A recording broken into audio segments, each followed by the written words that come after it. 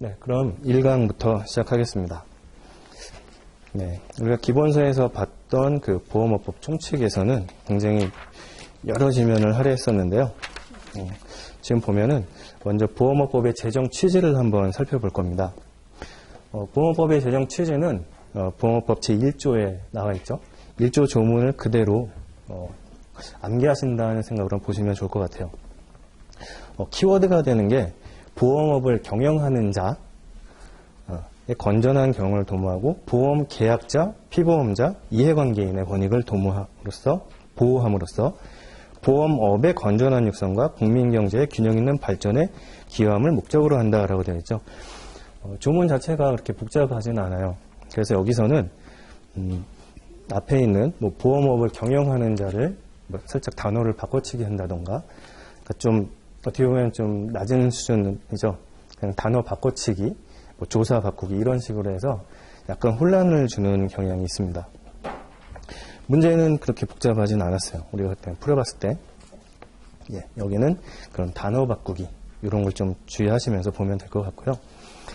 그 다음에 이제 보험 상품, 이제 언어의 정의, 용어의 정의 쪽을 들어가 보면 가장 먼저 보험 상품이 나올 겁니다. 보험 상품에서 위험 보장을 목적으로 어떤 급여를 할 것을, 지급할 것을 약정하고 대가를 수수하는 계약이라고 되어 있죠. 업종에 따라서 생명보험 상품, 손해보험 상품, 재산보험 상품 이렇게 크게 세 가지로 나눠지는데 다 똑같아요. 위험 보장을 목적으로 한다는 그 목적은 다 똑같습니다. 다만 상품의 종류에 따라서 이제 생명에 관한 사고냐, 일반적인 손해가 발생하는 사고냐, 그리고 재산보험처럼 질병이나 상해 이런 위험이 발생하는 사고냐 따라서 이제 상품이 구분하게 되어 있고요. 구체적으로 상품을 좀 살펴보면, 상품명을 살펴보면 생명보험 상품은 생명보험, 연금보험 간단하죠. 연금보험엔 퇴직보험이 포함되어 있습니다. 그리고 손해보험 같은 경우는 14종으로 되어 있는데요. 14개라서 우리가 외울까 말까 하다가 나중에 외우기로 했었죠. 네. 한번 이름을 불러보면 화재보험, 해상보험, 자동차보험, 보증보험, 재보험, 책임보험, 기술보험, 권리보험, 도난보험, 유리보험, 동물보험, 원자력보험, 비용보험, 날씨보험 굉장히 많죠. 네, 그래서 처음에는 생명보험 2개 외우고 밑에 있는 재산보험 3개, 상해, 질병, 간병 이렇게 외워서 이외에 아닌 것들은 손해보험이다 이렇게 역으로 외우자라고 했었어요. 그러다가 이제 문제 출제를 해보다 보니까 손해보험에다가 이제 그 보험 상품에서 제외되는 것들 아니면 그 외의 것들을 살짝 이렇게 끼워 넣으면서 이렇게 또 페인트를 쓸 수 있겠구나 해서 그냥 아예 이 14가지도 가능하면 외워버리자 고 다시 한번 이제 말씀을 드렸었죠. 그때 그 손해보험 상품 외우기 쉽게 손해가 생겼을 때는 화해하고 자제하고 책보기하고 그다음에 권리, 도난, 유리, 동물, 원자력, 비용, 날씨는 그냥 외우시고 이런 식으로 좀 쉽게 한번 외워보자라고 했었죠. 그리고 제일 중요한 거, 보험 상품에서 제외되는 것. 이것들은 그 고건, 국산, 산장 해가지고 6개죠. 6개 정도는 이제 쉽게 외울 수 있죠. 이거는 업법에서만 보험이 아닌 것 뿐이지 그 각각의 특별법에서 그 판매하고 있는 보험입니다. 다만 업법에서 우리가 말하는 보험 상품이 아닐 뿐인 거죠. 고용보험, 건강보험, 국민연금, 산업재해보상보험, 선불식 할부계약, 그리고 장기요양보험. 이거는 업법에서만 보험 상품으로 보지 않을 뿐이다. 중요했었죠. 자, 그리고 뒷면으로 한번 넘어가 볼까요? 보험업법 총칙에서는 한 평균 한 2문제에서 3문제 정도가 출제되고 있어요. 근데 내용이 2문제에서 3문제 내기에는 굉장히 많죠. 네. 그래서 여기 본 것 중에서 어디서 나올지는 사실 몰라요. 내가 본 거에서 나오기를 좀 바랄 뿐이죠. 자, 그 다음에 346페이지에 가보시면 일반 보험계약자와 전문 보험계약자가 나옵니다. 우리 외울 거 가장 많은 페이지였죠. 그 전문 보험계약자만 하더라도 지금 표 하나 가득 차게, 한 페이지가 가득 차게 나와 있었어요. 그래서 이거 쉽게 우리가 외우기로 했던 거, 외국인한테 한국에 있는 금을 보여주면서 한국금 죽이지, 그러니까 그 외국인이 공감해서 집에 보관했다. 그 외국인은 능력자였다. 이런 식으로 해서 그 앞글자를 따서 외웠었죠.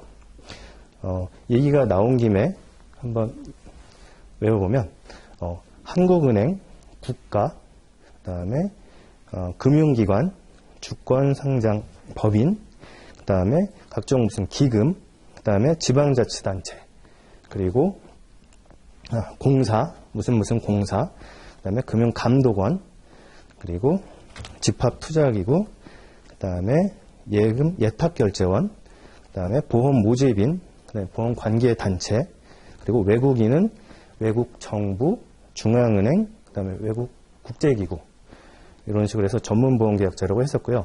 이 전문보험계약자가 아닌 사람들은 일반계약자라고 부르는 거죠.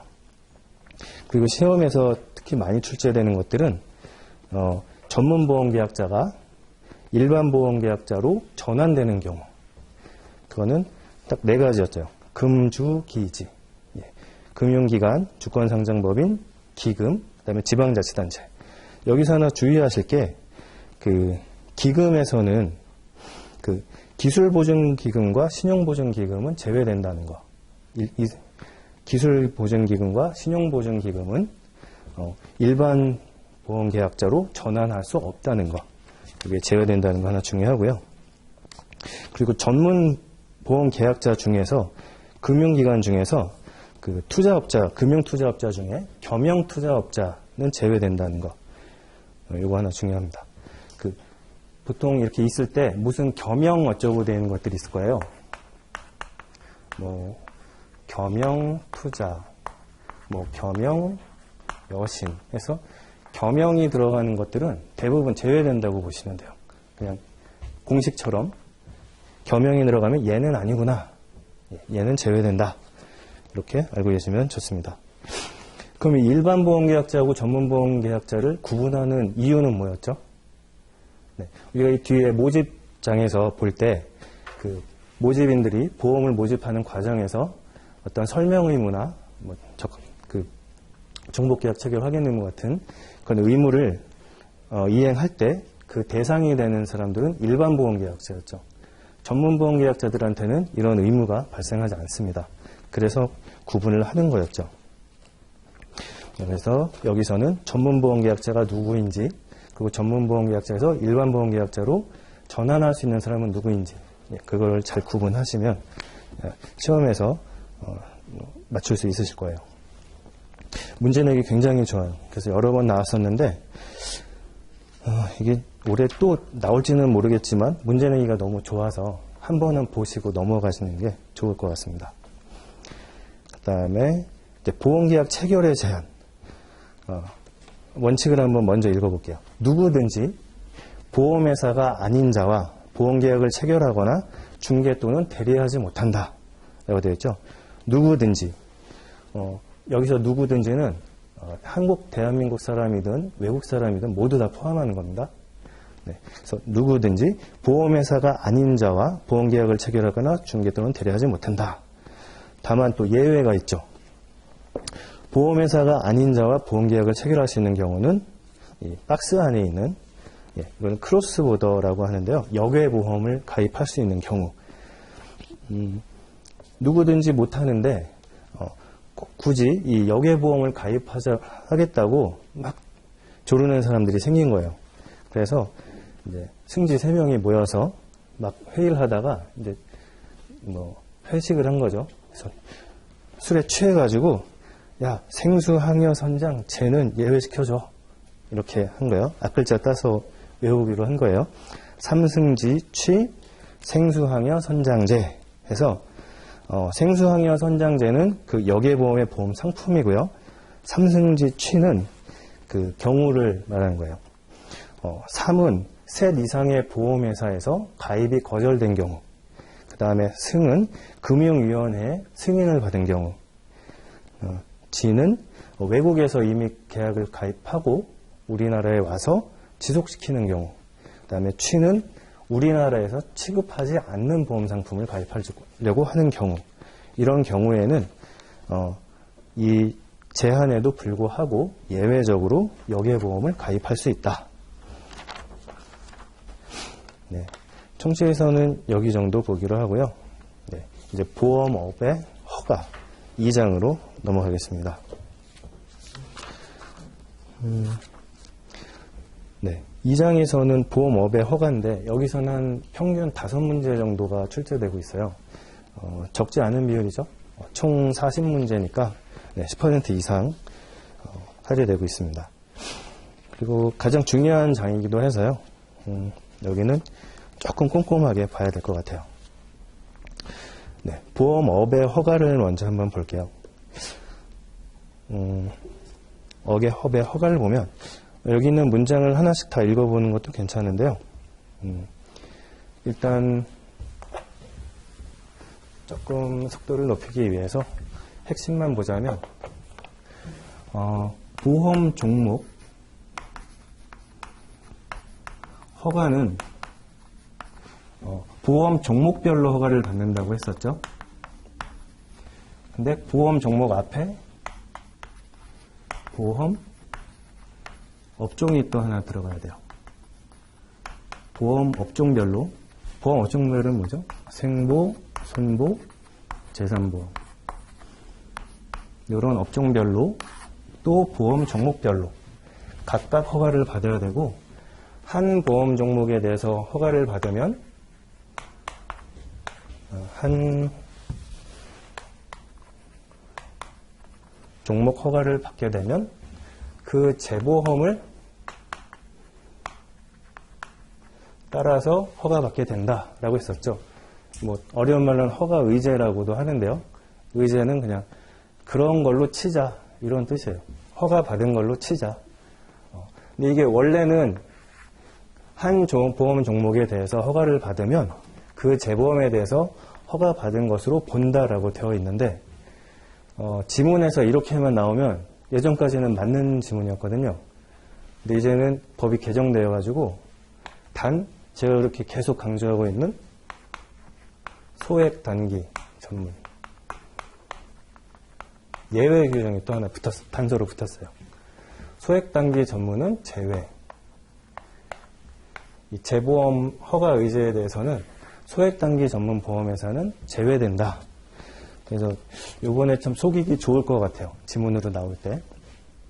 다음 중 뭐 맞는 문장은, 뭐 틀린 것은 할 때, 이거 맞는데 왜 틀리다 그러지? 이 단서가 붙었기 때문에. 이게 하나 있고요. 또, 모든 종목. 모든 종목에 대해서 허가를 받게 되면, 재보험은 당연히 기본으로 주는 보너스니까, 재보험은 그냥 올 거고,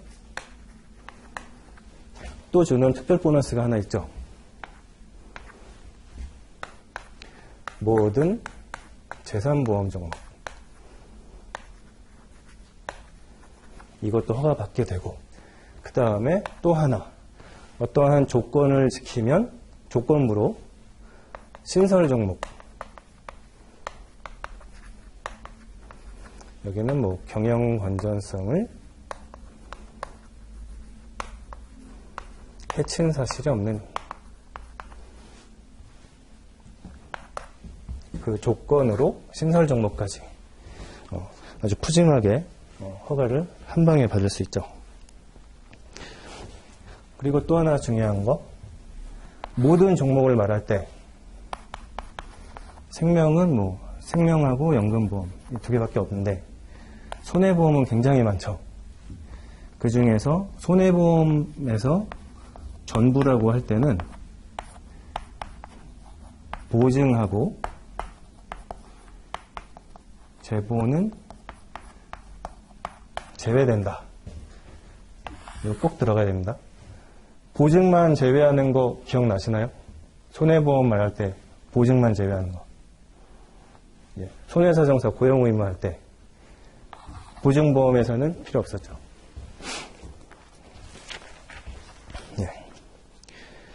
어쨌든 손해보험에서 전부를 말할 때는 보증하고 재보험은 항상 제외된다라는 거 있었고요. 그 다음에 여기 재산보험 종목에서는 또 재산보험 종목을 다 허가받으면 질병사망 특약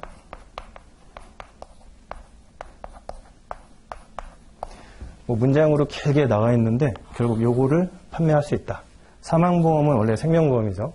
근데 질병으로 인한 사망 특약을 재산보험 다 받으면 판매할 수 있다. 라고 되어 있죠.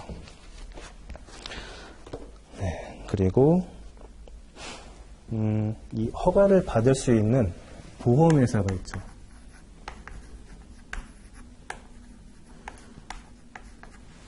너무 한꺼번에 막 축약을 해서 좀 괜찮으시죠? 그동안 기본서에서 다 했던 거 정리하는 거니까.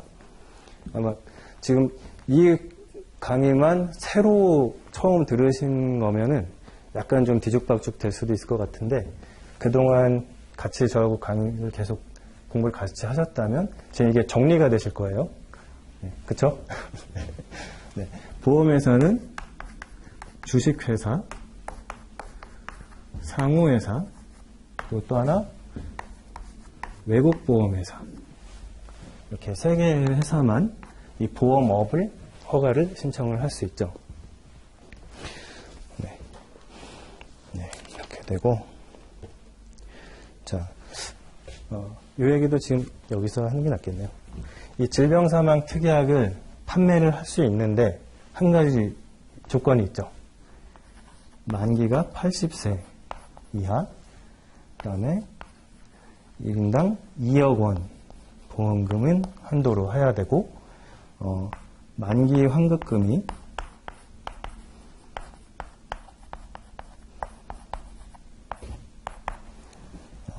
기납입 보험료보다 작아야 된다.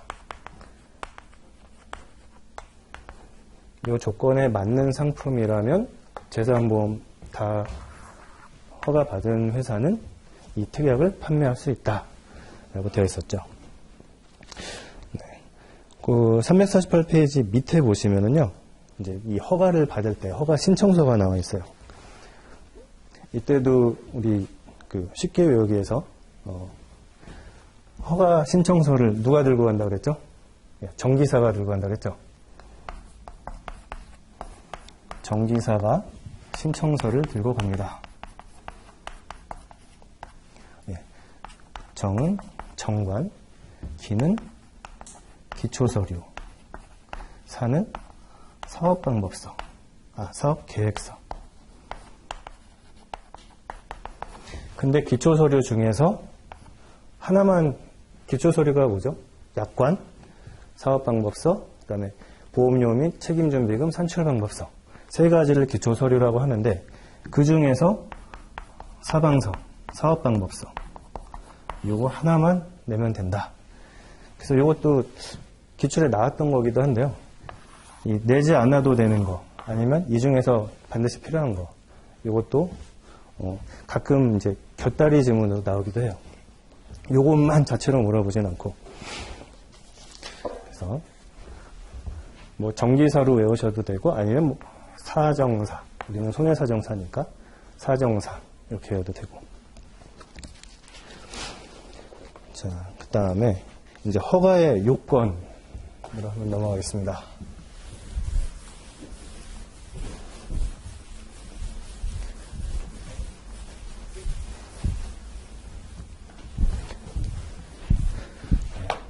허가의 요건은 제가 굉장히 여러 번 썼던 것 같은데요.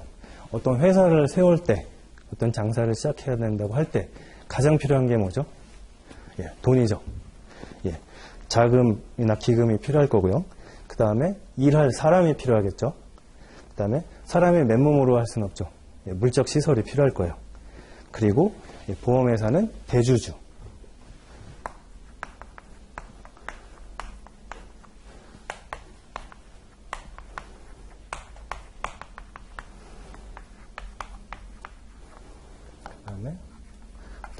이렇게 4가지가 필요하다.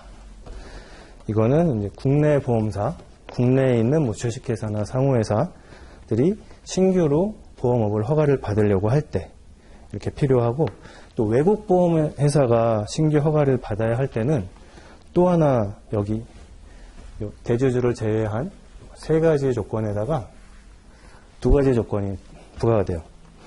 외국 법령에 따라서 이미 그 보험업을 경영하고 있어야 되고, 그 다음에 자산 상황이나 재무 건전성, 뭐 영업 건전성이 국내 영업에 충분하고 국제적으로 인정받고 있을 것. 저는 이 2가지 조건이 추가가 됩니다.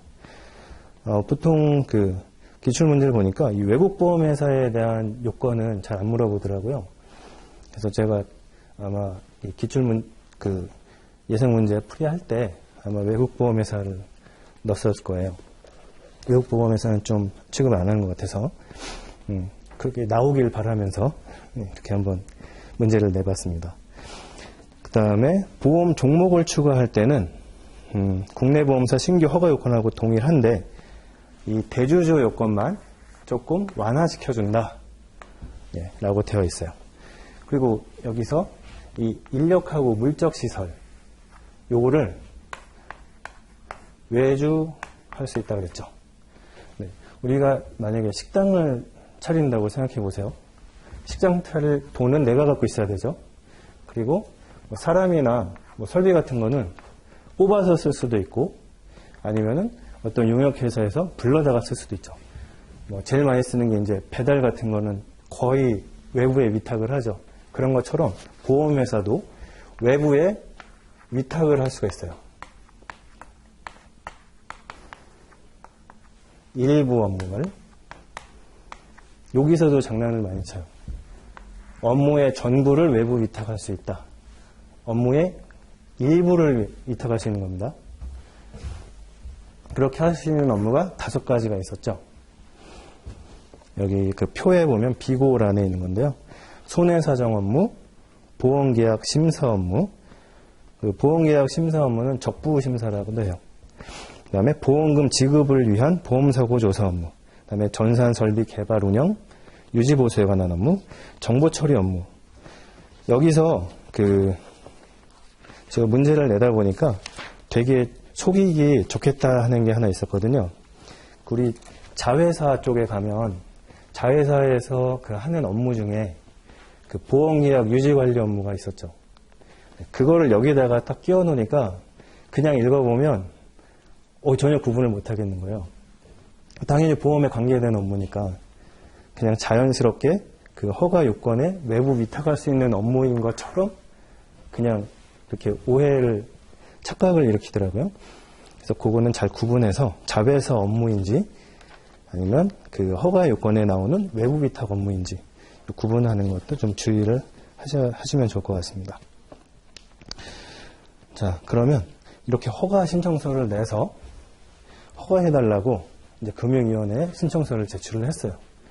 그러면은 빨리 허가를 해줘야 되겠죠. 허가하는 심사 기간 2개월이죠. 이 2개월인데 어떤 학생분이 이제 좀 헷갈리셨던 게, 우리가 허가라고 하는 거를 본 허가는 그냥 허가라고 부르잖아요. 예비 허가, 예비 허가는 선택사항이죠. 뭐 예비 허가를 하면은 1개월이에요, 2개월이에요, 막 이런 거 막 되게 헷갈려 있었어요. 어떤 게 됐든 먼저 하면 2개월이고요. 예비 허가를 먼저 받았다면 그때는 본 허가는 1개월 심사기간 이렇게 줄어드는 겁니다. 무조건 처음 먼저 신청하면 2개월. 예비 허가라고 1개월이냐 뭐 그런 거 아니고 무조건 처음 허가 신청서를 넣으면 2개월. 그 다음에 예비 허가를 받았다면 본 허가 때는 1개월로 줄어든다. 네, 그거 헷갈리시면 안 돼요. 네. 지금 여기 보면은 그 349페이지 아래에 보면 예비 허가 쪽에 보시면 그 가로의 총리령에 따라서 한 번만 3개월 내에서 그 기간을 연장할 수 있다라고 되어 있죠. 원래 예비 허가를 신청하면 2개월 안에 심사 여부를 통지해줘야 되는데, 이 회사가 낸 서류가 좀 너무 복잡해요. 그래서 시간이 좀 더 필요하다. 그러면은 시행규칙, 총리령이니까 시행규칙이죠. 거기서 여기 한 번만 연장합시다. 3개월만 더 검토해 볼게요. 딱 한 번만. 그러면 최대 5개월까지도 심사 기간이 이제 지연될 수도 있어요. 대신에 딱 한 번만. 그리고 예비 허가, 본 허가 모두 조건 붙일 수 있죠. 조건부 허가. 둘 다 가능하다.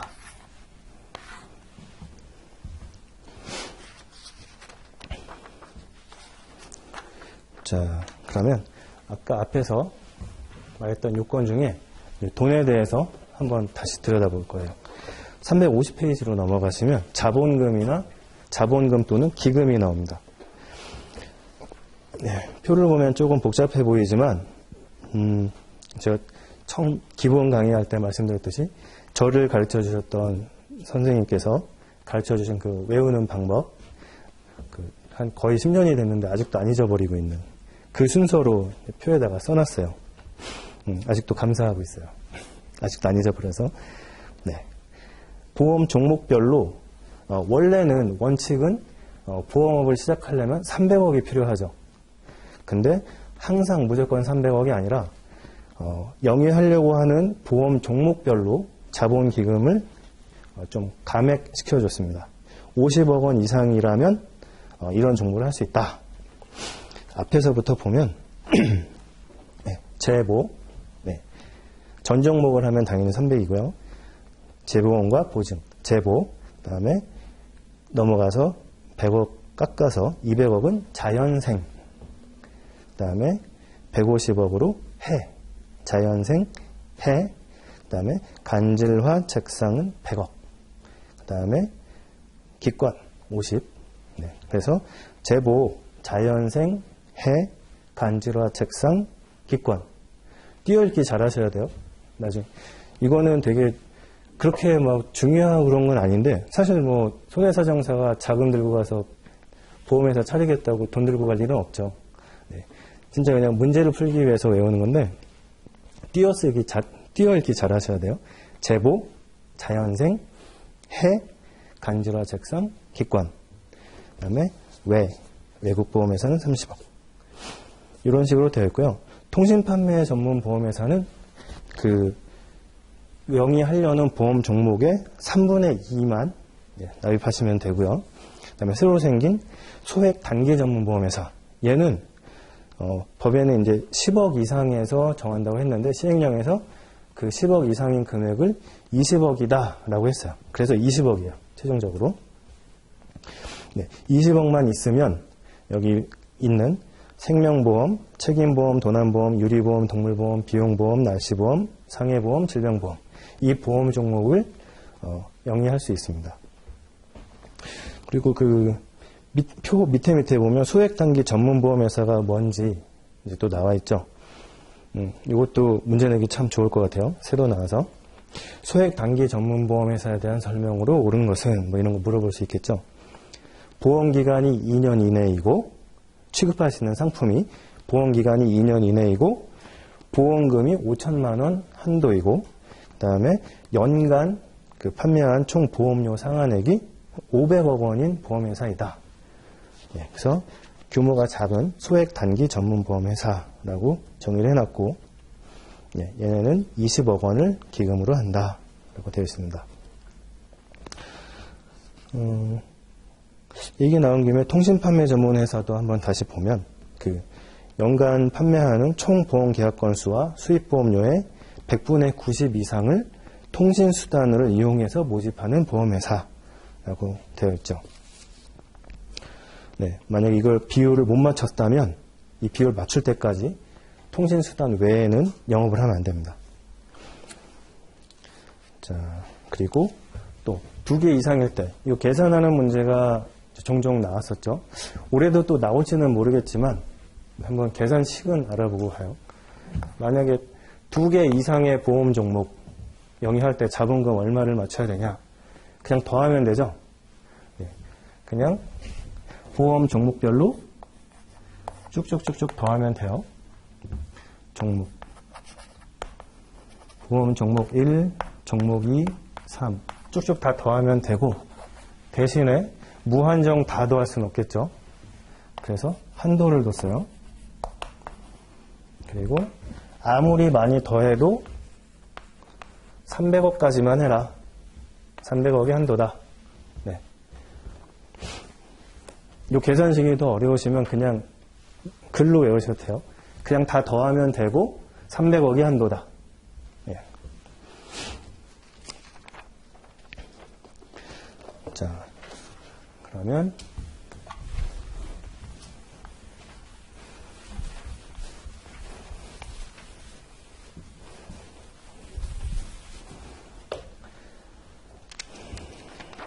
자, 우리가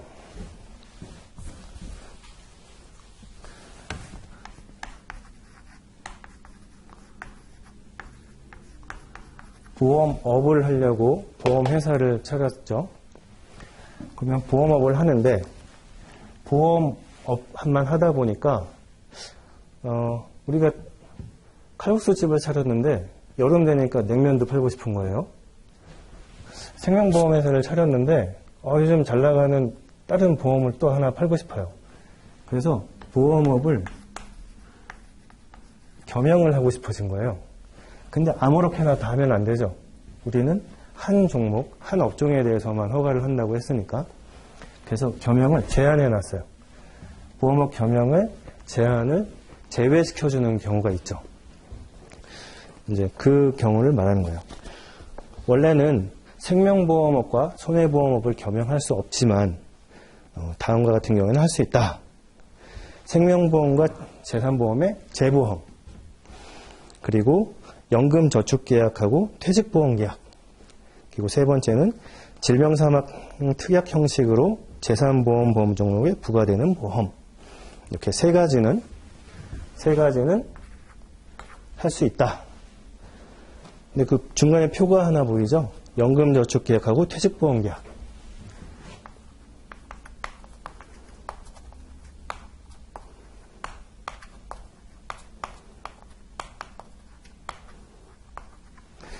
이것도 좀 유치하기는 한데 요거 갖고도 장난을 칠 수 있겠더라고요. 연금저축계약이냐 뭐 연금보험계약이냐, 아직 요거 갖고 장난친 건 못 봤는데 그냥 이런 거 신경 안 써서 보면 살짝 바꿔치기 하는 거 잘 안 보여요. 자, 어쨌든 여기는 연금저축하고 퇴직보험계약을 겸용을 할 수가 있는데 조건이 있죠. 생명보험업을 하거나 손해보험업 전부를 경영하면 할 수 있어요. 그런데 손해보험업의 일부를 경영하고 있거나 재산보험업만 전업하고 있다고 하면 이 보험은 겸용을 할 수 없어요. 네, 그거를 이렇게 표로 보여드린 거예요. 자, 그리고 이번에는 보험업을 겸용하는 거고, 그 다음에는 보험업 외에 다른 금융업을 겸용하고 싶다. 네. 칼국수만 팔고 싶었는데 만두도 팔고 싶어요. 네. 똑같은 밀가루니까. 네. 보험도 금융이고 다른 것도 금융이니까. 그래서 금융업 겸용 업무라고 나와 있죠. 여기에서는 크게 두 가지로 금융 관련 법령에서 보험회사가 할 수 있도록 허용해 놓은 거 하나가 있고, 그 다음에 해당 법령에 따라서 인허가 등록을 하고서 할 수 있는 겸용 업무가 있어요. 하려면 일단 7일 전까지 금융업 위원회에 신고하고 해야 돼요. 자, 허용된 거, 유동화자산 관리 업무, 채권 유동화자산 관리 업무, 그리고 전자자금 이체 업무, 본인 신용 정보 관리 업무. 예, 본업에 신경 안 쓰고 다른 금융 업무에 한눈을 팔았더니 본전 생각난다 그랬죠? 본전 생각나서 유유 하면서 온다. 유동화자산, 채권 유동화자산, 전자자금 이체 업무, 본인 신용정보 관리 업무. 이렇게 4가지. 이거는 다른 법에서 허용된 거. 4가지 업무가 있고, 그 다음에 인허가 등록이 필요한 거. 집합투자업, 투자자문, 투자일임, 투자중개, 투자매매업, 그리고 신탁업, 외국환 업무, 퇴직연금사업자의 업무. 이것들은 인허가 등록하고 나서 겸용을 할 수 있는 금융 업무입니다. 금융 업무. 네. 그리고 이제 또 하나. 이제 금융 업무까지 겸용을 하게 해줬더니 또 다른 업무까지 또 하고 싶은 거예요. 이왕 사업해서 돈 박았으니까 이것저것 다 해갖고 돈 많이 벌어야 되겠죠. 네. 그래서 이번엔 또 부수 업무까지. 부수 업무에는 제한이 없어요. 7일 전까지 신고해야 되는 건 똑같은데 뭐 하겠다고 신고만 하면 돼요.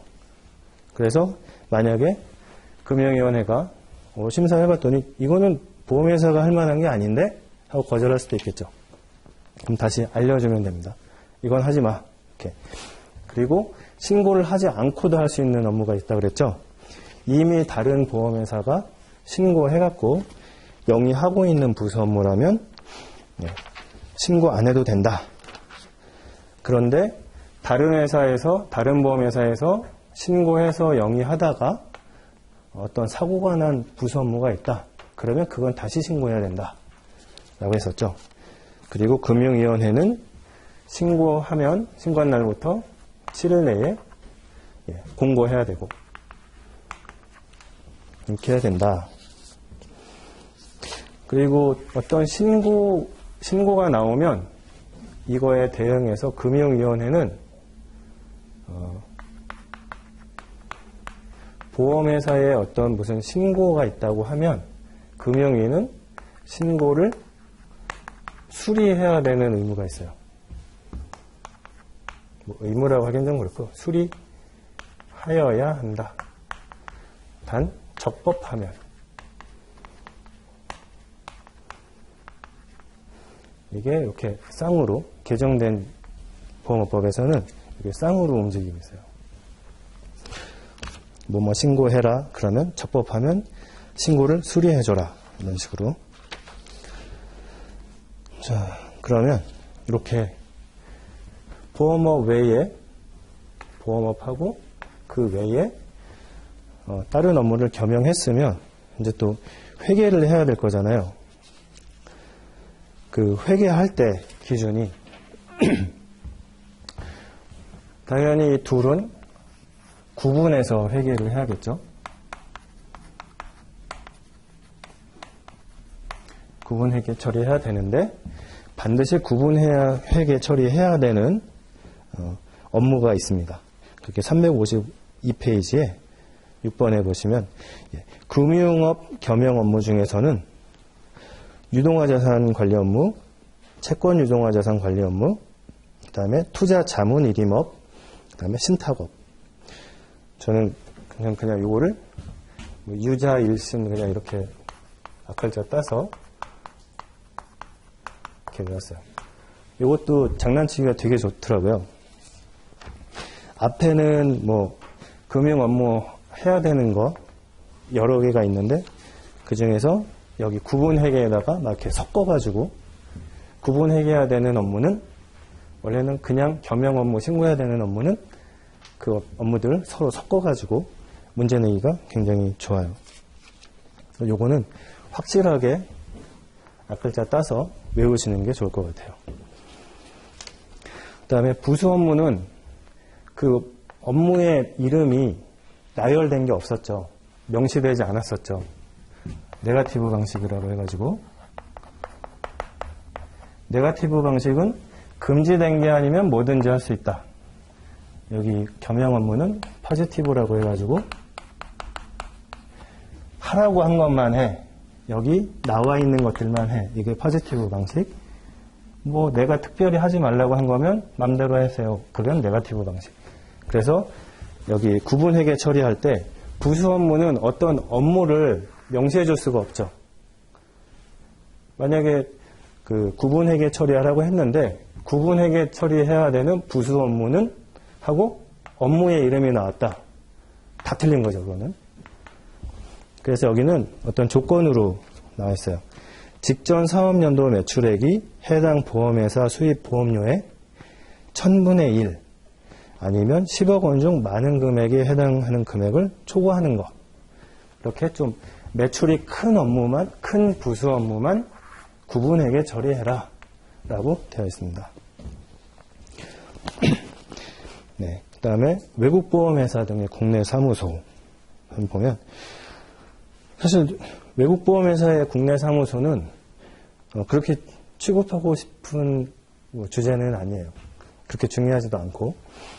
근데 그래서 이제 시험에 잘 안 나오다 보니까 나올 수도 있어서 그래서 넣었습니다. 일단 외국보험회사의 국내 사무소는 설치 신고를 해야 되겠죠. 설치했어요 하고. 근데 여기서도 또 하나 이제 시험에 낼 때 좀 좋을 만한 게 외국보험회사만 설치하는 게 아니에요. 외국보험회사, 그 다음에 외국에서 보험대리나 보험중개를 업으로 하는 자, 그리고 외국에서 보험과 관련된 업을 하는 자. 그래서 외국보험회사 등이라고 표현을 해요. 그래서 요 외국보험회사 등이 국내 사무소를 설치할 수 있다. 설치한 날부터 30일 내에 금융위원회에 신고하여야 한다. 그리고 사무소라는 글자를 상호에 꼭 써라. 명칭에 꼭 써라. 이렇게 되어 있습니다. 그리고 여기서는 뭐 사실 그 설치를 할 수 있는 사람, 그리고 신고해야 되는 기간, 그 다음에 금지 행위, 이게 좀 중요하겠죠. 국내 사무소는 이런 걸 하면 안 돼요. 원래는 시장조사, 뭐 정보 수집을 목적으로 설치한 거기 때문에 보험업을 경영하면 안 되고요. 보험계약 체결을 중개하거나 대리하면 안 되고요. 그 다음에 국내 법령에 저촉되는 방법으로 조사하면 안 되고, 그 다음에 설치 목적에 위반하는 행위를 하면 안 된다. 이런 금지 행위를 하게 되면 업무 정지를 하거나 폐쇄를 명령할 수 있습니다. 네, 여기까지 중요합니다.